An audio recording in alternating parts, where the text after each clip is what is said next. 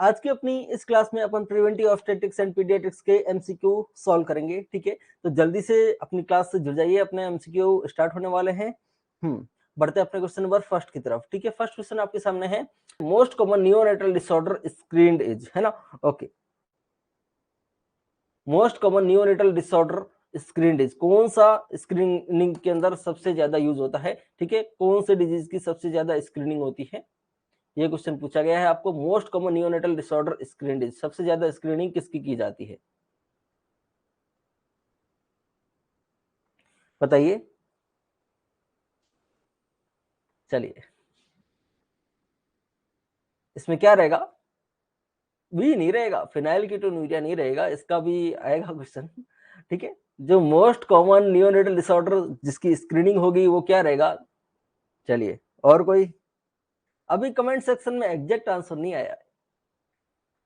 जो सबसे कॉमन अपन डायग्नोस कर सकते हैं, कॉमन है काफी,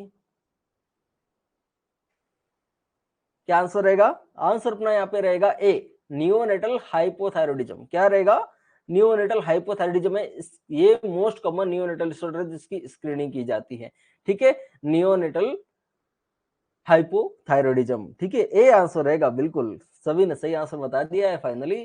क्या आंसर रहेगा यहाँ पे, ए आंसर रहेगा, है ना। Most common neonatal disorder to be screened is neonatal hypothyroidism NNH. ठीक है, ओके। तो इसके लिए ब्लड सैंपल कहाँ से लिया जाता है, कोड ब्लड का ले लिया जाता है। ठीक है, ओके, कोड ब्लड का और किसमें करते हैं, बेबी ब्लड ग्रुप में भी वो कोड ब्लड वाला जो रहता है वही यूज करते हैं। ठीक है, ओके। चलिए, test involve measurement of T4 and TSH both simultaneously as a single method. T4 is more usable. ठीक है, ओके।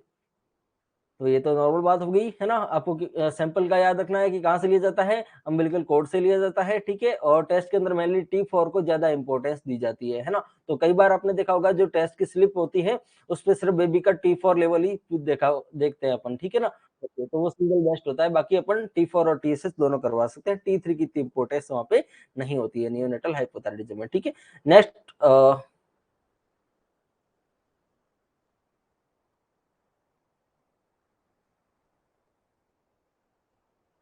ओके। तो यहाँ पे क्वेश्चन मिस हो गया है। क्वेश्चन ये था कि गूथरेज टेस्ट होता है वो किसके लिए किया जाता है। ठीक है, और ऑप्शन ये सेम ही रहेंगे। गूथरेज टेस्ट किसके लिए किया जाता है, neonatal hypothyroidism, phenylketonuria, haemoglobinopathies and congenital dislocation of hip. ठीक है, तो यहाँ पे क्या आंसर रहेगा, यहाँ पे अपना आंसर रहेगा बी, फिनाइलकीटोन्यूरिया, है ना। ओके, तो क्वेश्चन मिस हो गया है, कोई बात नहीं, अपन इसके ऑप्शन सेम देख लेते हैं। क्या आंसर रहेगा, फिनाइलकीटोन्यूरिया रहेगा। गूथरेज टेस्ट जो होता है वो किसके अंदर यूज होता है, पीकेयू के डायग्नोसिस के अंदर यूज होता है। ठीक है ना, ओके। जो Guthrie test is done in unit for mass screening of phenylketonuria, है ना। पीकेयू की मास स्क्रीनिंग के लिए इसका यूज होता है। ठीक है, अब इसके अंदर कैसे करते हैं Guthrie test, Guthrie test was the first screening test used in neonate. ठीक है ना, ओके। तो ये फर्स्ट स्क्रीनिंग टेस्ट है जो यूज किया गया था नियोनेटल के अंदर। ठीक है ना, नियोनेटल स्क्रीनिंग के अंदर, ओके। तो देखिए, उसमें अपन नियोनेटल हाइपोथायरॉयडिज्म जिसकी मोस्ट कॉमनली स्क्रीनिंग की जाती है, उसका सैंपल अपन कहाँ से ले रहे थे, अम्बिलिकल कोर्ड से ले रहे थे। लेकिन इसका सैंपल जो होता है वो कहाँ से लेते हैं, इसका सैंपल होता है वो हिल प्रिक से लेते हैं। और आपको पता होगा गूथरी टेस्ट का क्या आता है, जो पेपर आता है। ठीक है, ओके, उस पे किया जाता है ना। ओके, तो इसलिए वो सैंपल लेने के बाद हाथों हाथ ही कर लिया जाता है वहीं पे, है ना, on the spot. Blood sample is collected by hill prick of the baby 7 to 10 days after birth. ठीक है, ये टाइम भी याद रखना है कि इसमें टाइम लगता है। ठीक है, गूथरे टेस्ट जो ज्यादा प्रिडिक्टेबल कब होता है, वो 7 to 10 days बाद में होता है। ठीक है, मतलब 1 वीक के बाद में वो ज्यादा प्रिडिक्टेबल होता है। लेकिन क्या होता है कि हॉस्पिटल के अंदर बेबी का स्टे कम रहता है, इसलिए बहुत सारे हॉस्पिटल्स के अंदर फर्स्ट वीक के अंदर ही कर लिया जाता है। लेकिन ये बेस्ट रिजल्ट कब देता है, ये सेकंड वीक के अंदर बेस्ट रिजल्ट देता है गूथरी टेस्ट। ठीक है, ओके, क्योंकि फर्स्ट 2 to 3 डे में क्या रहता है, गूथरी टेस्ट होता है वो नेगेटिव रहता है। ठीक है ना, चलिए, अब ये किस किस को डायग्नोस कर सकता है, ये फिनाइलकीटोन्यूरिया को डायग्नोस कर सकता है, ये गैलेक्टोसिमिया को डायग्नोस कर सकता है, और ये मेपल सिरप यूरिन डिजीज, तीनों को डायग्नोस कर सकता है ना। ओके, अब देखें अपन कि नॉर्मली फिनाइलकीटोन्यूरिया के अंदर क्या होता है, फिनाइल एलेनिन होता है वो किस में कन्वर्ट नहीं हो पाता, टायरोसिन में कन्वर्ट नहीं हो पाता। और अगर वो टायरोसिन में कन्वर्ट नहीं हो पा रहा है फिनाइल एलेनिन हाइड्रोक्सिलेज की कमी के कारण, तो वो किस में कन्वर्ट हो जाता है, phenyl pyruvate and phenyl lactate में कन्वर्ट हो जाता है, जो यूरिन के अंदर मिलते हैं, है ना। ओके, तो ये यूरिन के अंदर ये केमिकल डिटेक्ट हो जाएंगे गुथरेश टेस्ट के अंदर, phenyl alanine, phenyl pyruvate and phenyl lactate, ठीक है।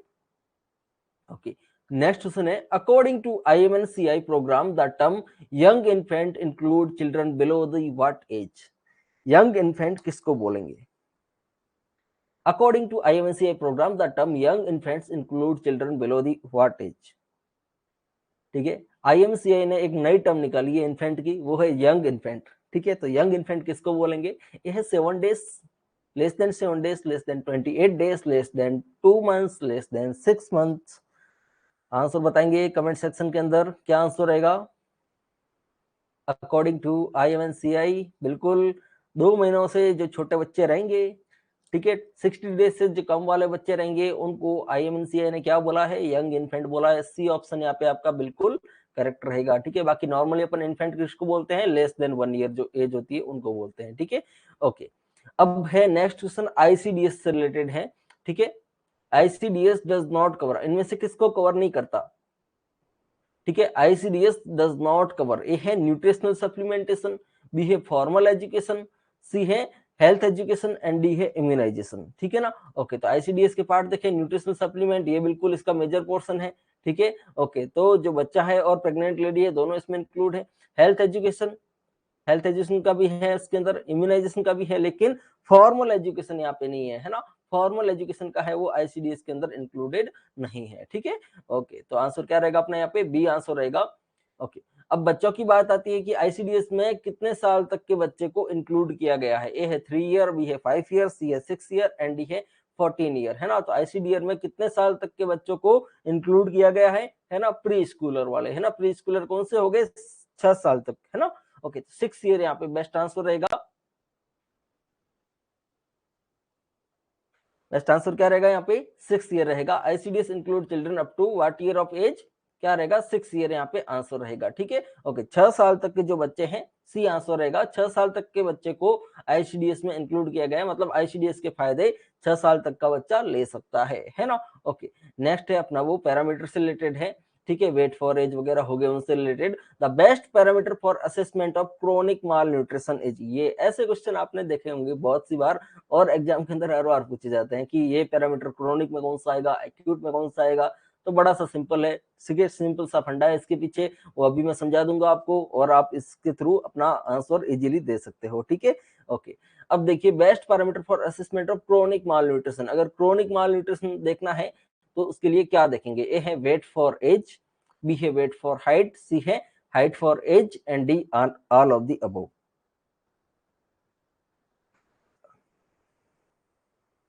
ठीक है, अब आप बता रहे हो कि आंसर यहाँ पे क्या रहेगा, सी रहेगा। सी की जो है, सी की मांग ज्यादा है, तो मैं सी सही कर देता हूँ, हाइट फॉर एज। अब देखिए, ये जितने भी पैरामीटर आपके पास में, वेट, एज, हाइट, इनमें से ऐसी कौन सी वैल्यू है जो कंटिन्यूसली अपने क्रोनोलॉजिकल ऑर्डर के अकॉर्डिंग बढ़ती रहेगी, है ना, उसमें कभी कमी नहीं आएगी। वेट, हाइट, एज, इन तीनों में से कभी चेंज नहीं होने वाला जो रहेगा वो क्या रहेगा, एज रहेगा। एज फिक्स है, आज कोई 1 महीने का है तो अगले 1 महीने बाद में वो 2 महीने का होगा, भले उसको न्यूट्रिशन मिल रहा है नहीं मिल रहा है, ये फंडा क्लियर है सबका।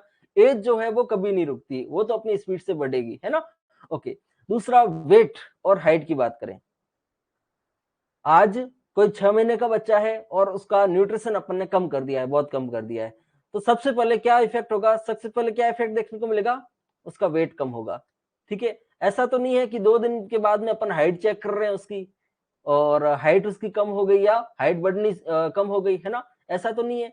लेकिन अगर मैं अगले 6 महीने में देखूं उसको, तो उसमें अपन को जरूर हाइट थोड़ी कम मिल सकती है कि भाई जितनी हाइट बढ़नी चाहिए थी उतनी नहीं बढ़ी है। लेकिन अगर मैं बात कर लूं कि भाई 3 दिन बाद में मैं वापस चेक कर रहा हूं, तो हाइट के अंदर कोई ऐसा मेजर चेंजेस नहीं मिलेगा जिसको मैं यहाँ पे इंक्लूड कर सकूं, है ना। ओके, तो एज बिल्कुल कभी नहीं रुकने वाली चीज है, वो अपनी स्पीड से बढ़ती रहेगी, जैसे जैसे दिन बढ़ेंगे वो एज के अंदर इंक्लूड होते रहेंगे। हाइट एक्यूट कंडीशन के अंदर या कुछ दिनों की बात करें तो है ना, कुछ हफ्तों से महीने तक, मतलब अगर 2-3 हफ्ते की बात करें तो वहां पे हाइट का कोई मेजर रोल नहीं है। और एक्यूट कंडीशन में अपन क्या मानते हैं, ऐसे 2-3 हफ्ते का पीरियड ही मानते हैं, है ना। तो एक्यूट के अंदर हाइट का कोई रोल नहीं है, एक्यूट में हाइट सेम ही रहती है लगभग, है ना। लेकिन अगर लंबे टाइम की बात करें, 6 महीने की बात करें, क्रोनिक कंडीशन की बात करें, तो उसमें अपन देख सकते हैं कि बच्चे की हाइट कम हुई है कि नहीं हुई है, ठीक है। लेकिन वेट की बात करें, आज बच्चे का वेट है, मान लो कितना वेट है, 4 kg वेट है उसका, ठीक है। 2 महीने का बच्चा है और उसका 4 kg वेट है। 2 दिन उसको न्यूट्रिशन नहीं मिला तो उसका 200 ग्राम 300 ग्राम ऐसे वेट कम हो सकता है, ठीक है। ओके, तो ये बात आपको ध्यान रखनी है। वेट जो है वो एक्यूट कंडीशन के अंदर चेंज होता है, हाइट जो है वो क्रोनिक कंडीशन के अंदर चेंज होता है। बिल्कुल ठीक है, क्लियर है। एज कभी चेंज नहीं होती, वेट एक्यूट कंडीशन में चेंज होगा और हाइट क्रोनिक कंडीशन में चेंज होगा, ठीक है। ओके, तो एक्यूट कंडीशन में मैं क्या देख सकता हूं, वेट को एज के रेफरेंस में, क्योंकि एज तो कंटिन्यूअसली बढ़ेगी, मतलब मैं वेट को एज के रेफरेंस में देखूं, वेट फॉर एज, तो वो अगर कम मिली तो वो एक्यूट के लिए बेस्ट है। हाइट फॉर एज मतलब अभी जो हाइट है, 6 महीने का बच्चा अभी जो हाइट है, और 6 महीने के बाद में देखूं तो वो कितना साल का हो जाएगा, 1 साल का हो जाएगा, तब मैं हाइट देखूं। तो अगर वो क्रोनिक माल न्यूट्रिशन में होगा तो उसका हाइट फॉर एज कैसा होगा, लो होगा, क्योंकि जितनी हाइट उसकी बढ़नी चाहिए थी इन 6 महीनों में वो नहीं बढ़ी है, ठीक है। तो क्रोनिक कंडीशन में हाइट फॉर एज मुझे बेटर बता रहा है वेट फॉर एज से भी, ठीक है। ओके, तो हाइट फॉर एज किसके लिए है, क्रोनिक के लिए बेस्ट है। वेट फॉर एज किसके लिए बेस्ट है, वेट फॉर एज एक्यूट के लिए बेस्ट है, ठीक है। ओके, तो सी यहाँ पे अपना बिल्कुल सही आंसर रहेगा, height for age. Next question है, best parameter for assessment of acute malnutrition age, ठीक है। अब ये क्वेश्चन मैं क्यों लाया हूं, मैं तो अभी एक्सप्लेन कर चुका हूं आपको, लेकिन ये क्वेश्चन मैं वापस क्यों लाया हूं,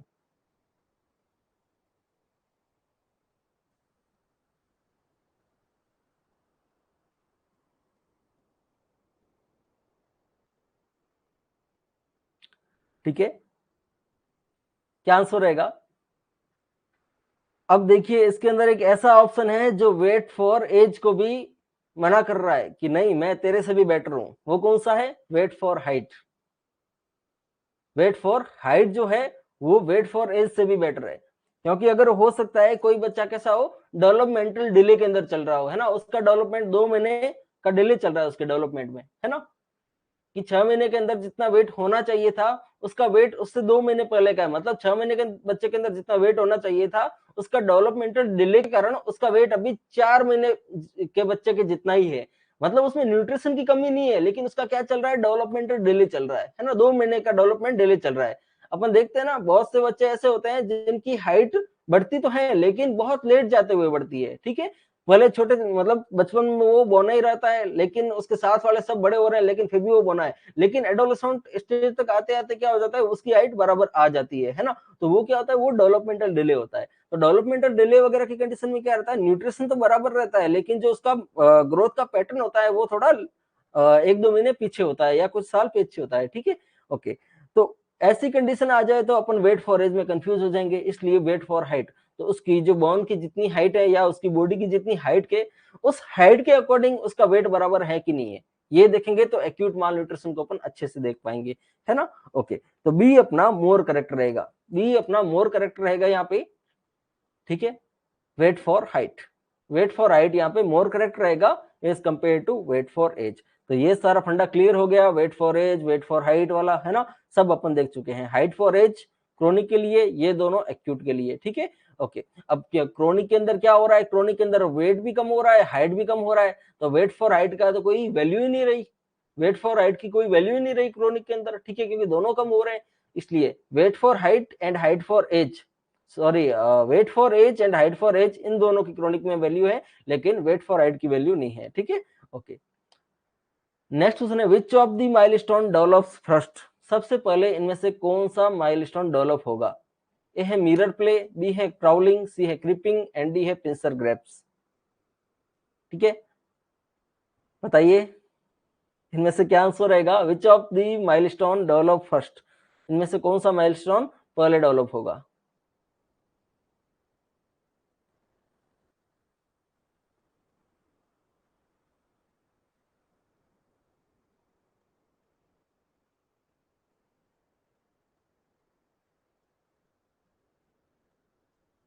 ओके, क्या आंसर रहेगा? मिरर प्ले, है ना। मिरर प्ले कब होता है, कौन से महीने में होता है, बताएंगे? मिरर प्ले का माइलस्टोन कौन से महीने में डेवलप हो जाता है, बताइए क्या आंसर रहेगा?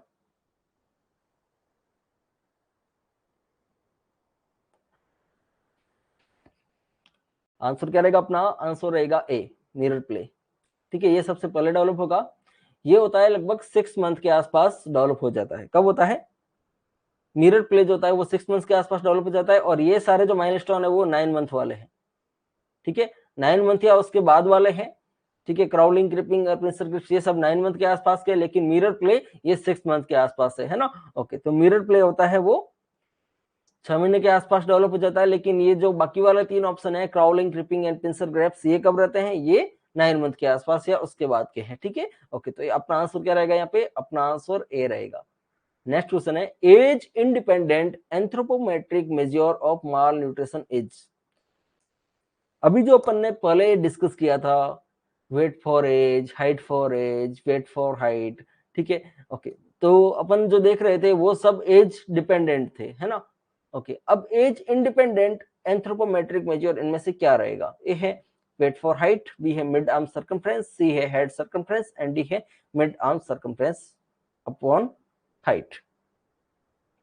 ठीक है, तो आंसर क्या रहेगा यहाँ पे? आंसर अपना रहेगा MUAC, mid upper arm circumference, है ना। MUAC बिल्कुल सही आंसर रहेगा। ठीक है, okay, mid upper arm circumference, क्योंकि ये लगभग 5 साल की एज तक सेम रहता है ना, इसका लेवल सेम रहता है। और अगर लेस देन 11.5 है अकॉर्डिंग टू साकी टैब, तो वो क्या जाएगा? वो क्रोनिक माल, है ना, क्रोनिक माल न्यूट्रिशन के अंदर जाएगा। ठीक है, ओके, क्रोनिक नहीं, सीवियर माल न्यूट्रिशन, है ना। ओके, सीवियर माल न्यूट्रिशन, इसमें वो माइल्ड मॉडरेट सीवियर वाला मामला होता है साकी टैब के अकॉर्डिंग, है ना। तो ये क्या रहेगा? लेस देन 11.5 है तो वो,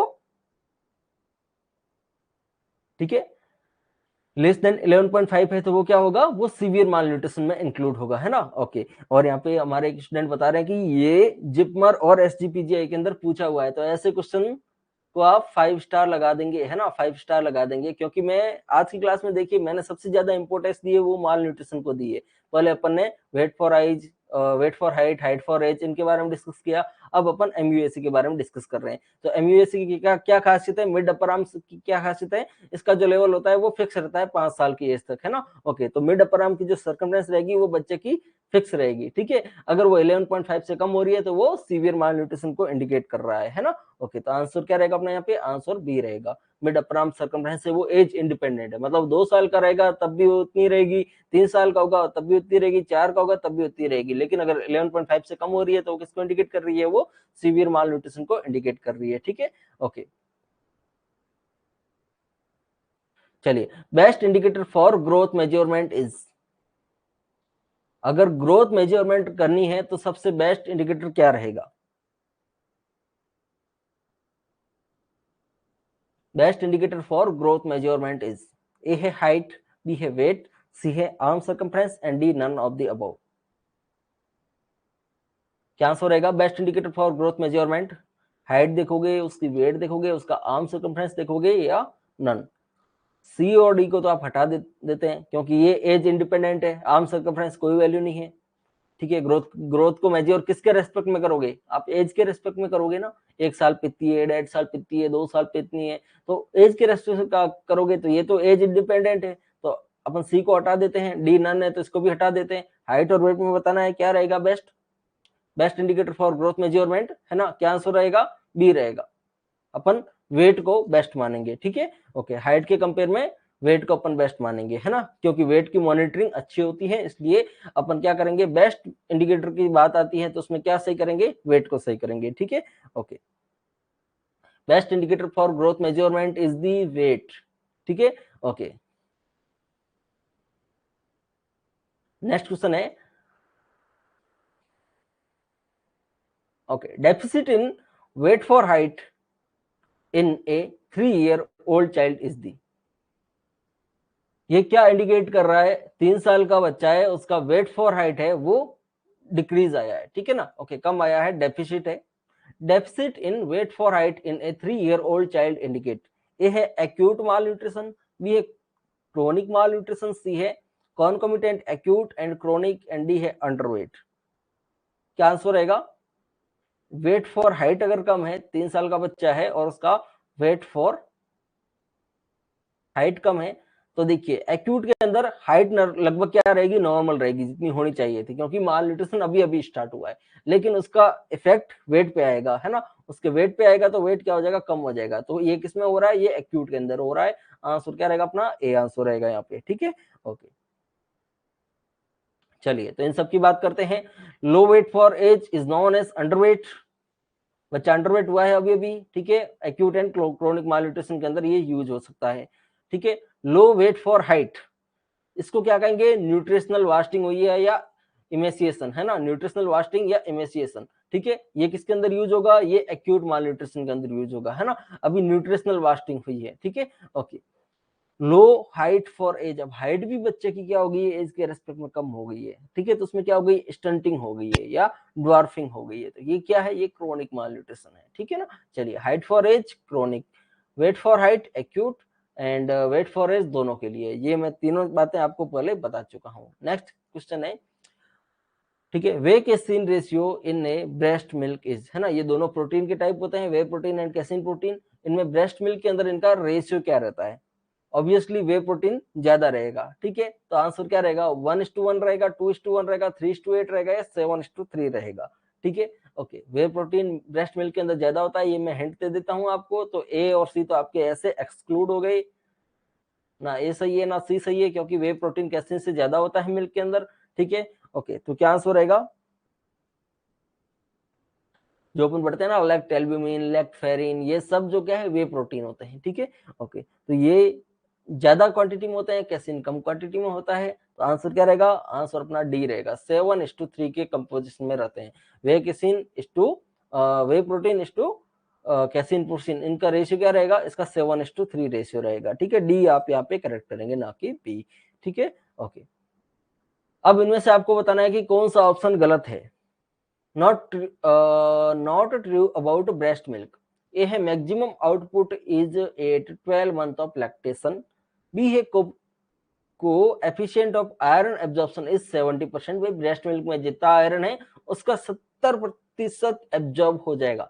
नॉर्मली अपन की बात करें, एडल्ट की बात करें, कितना होता है, लेस देन 5% होता है, कितना होता है, लेस देन 5%। अगर 100 mg अपन ले रहे हैं तो 5% 5 mg मुश्किल से एब्जॉर्ब होगा, ठीक है। ओके, ये तो अपने एडल्ट के अंदर कोएफिशिएंट होता है, लेकिन बच्चे के ब्रेस्ट मिल्क के अंदर जितना आयरन होता है उसका 70% एब्जॉर्ब हो जाता है, इतना अच्छा उसका कंपोजिशन होता है जो हेल्प करता है एब्जॉर्प्शन में, है ना।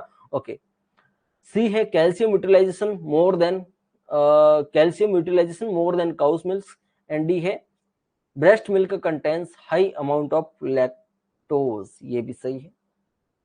देखिए क्या आंसर रहेगा, बी सही है, calcium utilisation more than cow milk, ये भी सही है, यूटिलाइजेशन हो रहा है ज्यादा, बिल्कुल ठीक है। काउ मिल्क के अंदर जो कैल्शियम है, मतलब दो बच्चे हैं, दो बेबी को कंपेयर कर लिया अपन ने, एक को काउ मिल्क दिया, एक को ब्रेस्ट मिल्क दिया, तो ब्लड के अंदर अच्छा कैल्शियम किससे पहुंचेगा, जो ब्रेस्ट मिल्क वाला होगा, है ना, मतलब मदर मिल्क वाला होगा, ठीक है। ओके, ह्यूमन मिल्क वाला जो रहेगा उससे ब्लड में ज्यादा कैल्शियम पहुंचेगा काउ मिल्क के कंपेयर में, ठीक है। तो कैल्शियम यूटिलाइजेशन किससे ज्यादा हो रहा है, कैल्शियम यूटिलाइजेशन काउ मिल्क से ब्रेस्ट मिल्क वाले या मदर मिल्क वाले में ज्यादा होगा।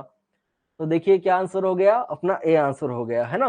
ओके, मैक्सिमम आउटपुट 12 मंथ पे ना होकर के कब होता है, 5 to 6 मंथ पे होता है, कि कहाँ पे होता है, 5 to 6 मंथ का जो टाइम रहता है उसमें मैक्सिमम आउटपुट रहता है। ये क्वेश्चन याद रख लीजिए, बहुत ही इंपॉर्टेंट पॉइंट है, ठीक है, ट्रिपल स्टार लगा देता हूं मैं। Maximum output is 8-12 month of lactation, ठीक है ना। ओके, तो ये अपना क्या रहेगा, गलत रहेगा, मैक्सिमम आउटपुट 12th मंथ पे ना हो करके 5 to 6 मंथ पे होता है ना। चलिए, ओके, नेक्स्ट क्वेश्चन है, infant mortality rate is number of infant death per year, क्या रहेगा, नंबर ऑफ इन्फेंट डेथ, ठीक है। ओके, तो डिनोमिनेटर में क्या आएगा, ए है 100 टोटल बर्थ, बी है 100 लाइव बर्थ, सी है 100 प्रेगनेंसी, एंड डी है नन ऑफ द अबोव। क्या आंसर रहेगा, infant mortality rate is number of infant death पर 1000 लाइव बर्थ, है ना, मैं 100 बोल गया, 1000 रहेगा यहाँ पे, है ना। Okay, 1000 total birth, 1000 live birth, 1000 pregnancy and D none of the above. क्या आंसर रहेगा? बी आंसर रहेगा यहाँ पे 1000 लाइव बर्थ। ठीक है, ओके। तो IMR में क्या रहेगा? IMR में न्यूमरेटर क्या रहेगा? Number of infant death, and denominator क्या रहेगा? पर 1000 लाइव बर्थ। ठीक है, ओके। नेक्स्ट क्वेश्चन है, commonest cause of perinatal mortality in India. जो पेरिनेटल मोर्टिलिटी अपन किसको बोलेंगे? 28 वीक के बाद में और प्रेगनेंसी के बाद में जो फर्स्ट वीक है, वो जो पीरियड रहता है, इसको अपन पेरिनेटल पीरियड बोलते हैं। ठीक है ना, ओके। तो पेरिनेटल पीरियड के दौरान मोस्ट कॉमन कॉज क्या रहेगा डेथ का? Commonest cause of perinatal mortality in India is, क्या रहेगा? Prematurity. क्या आंसर रहेगा? Prematurity is the most common या commonest cause of perinatal mortality in India. ये आंसर यहाँ पे सही रहेगा। ठीक है, और ये भी एग्जाम का बहुत ही घिसा पिटा और बहुत ही इंपॉर्टेंट क्वेश्चन है। ठीक है, ओके। ये क्योंकि बहुत लंबे टाइम से ये पूछा जा रहा है, और अब तो आप इसके इतने एडिक्ट हो चुके हो कि एक क्वेश्चन की लाइन देखते ही आप इसका आंसर दे देते हो, है ना। Commonest cause of perinatal mortality in India is the prematurity. ठीक है, ओके। नेक्स्ट है, what is the denominator of perinatal mortality rate. ठीक है, इसका डिनोमिनेटर क्या रहेगा? ए है total live birth plus still birth, B है live birth in the same year, C है total live birth weight over 1 kg at birth, C है late fetal death plus early neonatal death. क्या answer रहेगा?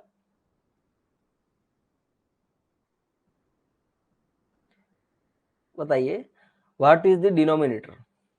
सबसे पहले देखिए, examiner हर बार question की language simple नहीं देता, क्वेश्चन की लैंग्वेज वो चेंज भी कर सकता है। इसने न्यूमिनेटर ना पूछ के डिनोमिनेटर देखा है, डिनोमिनेटर पूछा है। ठीक है ना, और अपने ए और डी के अंदर न्यूमिनेटर के ऑप्शन अपन देख रहे हैं। ठीक है, तो इस तरीके से कंफ्यूज नहीं होना है। उसने क्या पूछा है? न्यूमिनेटर पूछा है कि डिनोमिनेटर पूछा है? क्या पूछा है उसने? डिनोमिनेटर पूछा है। तो डिनोमिनेटर में क्या आएगा? डिनोमिनेटर में क्या आएगा? लाइव बर्थ आएगी, लाइव बर्थ। ठीक है, टोटल लाइव बर्थ कितनी है वो आएगी। तो सी ऑप्शन अपना यहाँ पे करेक्ट रहेगा। क्या रहेगा? सी ऑप्शन यहाँ पे करेक्ट रहेगा। टोटल लाइव बर्थ जिसमें बच्चे का वेट कितना है? 1 kg से ज्यादा है। ठीक है, ओके। तो उसको अपन पेरिनेटल मोर्टिलिटी में रखेंगे। ठीक है ना, ओके। तो स्टिल बर्थ उसे कहेंगे स्टिल बर्थ, क्योंकि इसके अंदर क्या हो रहा है? स्टिल बर्थ भी काउंट हो रहा है। तो ये आपको पता होना चाहिए कि लाइव बर्थ जितनी भी हुई है जिसमें बच्चे का वेट इससे ज्यादा है, तो वही ज्यादा इंपोर्टेंस देगा अपने पेरिनेटल मोर्टिलिटी रेट के अंदर, जिसका वेट 1 kg से ज्यादा होगा, क्योंकि इसको बचा सकते थे। ठीक है, ओके। तो पेरिनेटल मोर्टिलिटी रेट में ये आएगा जिस बच्चे का वेट कितना है? 1 kg से ज्यादा है और वो लाइव बर्थ है। ठीक है, ओके। चलिए, तो इसका डिनोमिनेटर पूछा है, डिनोमिनेटर तो यही रहेगा।